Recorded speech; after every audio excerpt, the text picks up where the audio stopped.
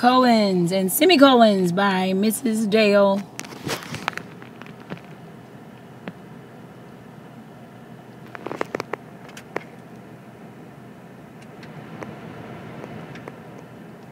The first thing you need to know about colons is that they introduce lists. When you come to our house, there are a few things you need to bring: a brush, a comb, and pajamas. The colon is like saying, and here they are: a brush, a comb, and pajamas. Colons are used to introduce, restate, or illustrate information before the colon. We turn the car back around. Why? We left our keys on the counter. These two statements are very closely related. We left our keys on the counter explains why we turned the car back around. You wouldn't say we turned the car back around. I'm going to the mall to have some coffee. And you can't combine that with the colon. Semicolons separate main clauses without using a conjunction like and, yet, for, but.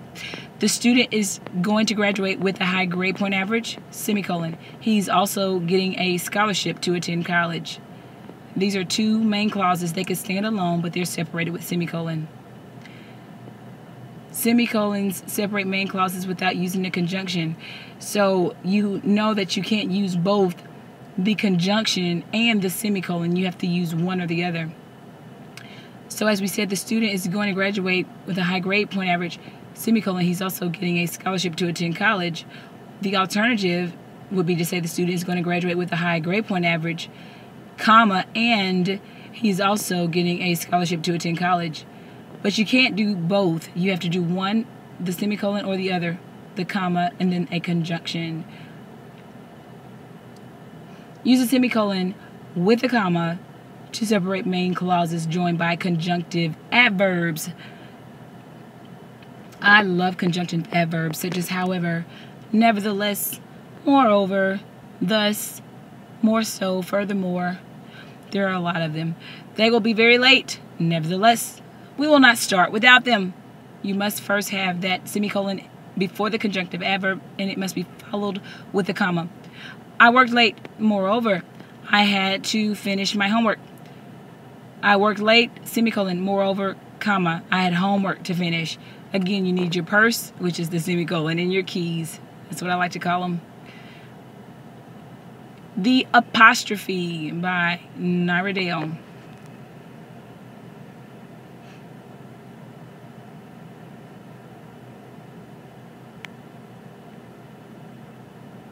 Apostrophes show possession. You use an apostrophe S to form the possessive of a singular noun, even if it already ends in S.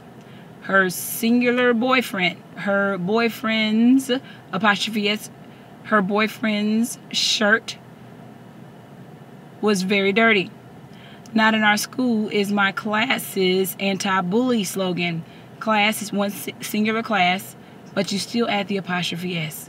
My class's anti-bully slogan. James Burns' name, he's one person, even though his name ends in S, and you put the apostrophe S, Burns is. Apostrophes show possession to form the possessive of plural nouns that end in S, but you must put the apostrophe after the S. 3 boys, apostrophe after the S. The 3 boys class video. We enjoyed watching the 3 boys class video. We walked into the horses, more than one horse, so we put the apostrophe after the S. We walked into the horses stable. We put the S apostrophe because we have more than one horse. Apostrophes show possessive forms when you are dealing with plural nouns that do not end in S. The children's pictures were very nice. Children does not end in S. It's still plural. The children's, apostrophe S, plural noun that does not end in S. The children's pictures were very nice. He bought his jacket from the men, plural, men, apostrophe S, the men's store. Even though men does not end in S, it's still plural, and you put apostrophe S.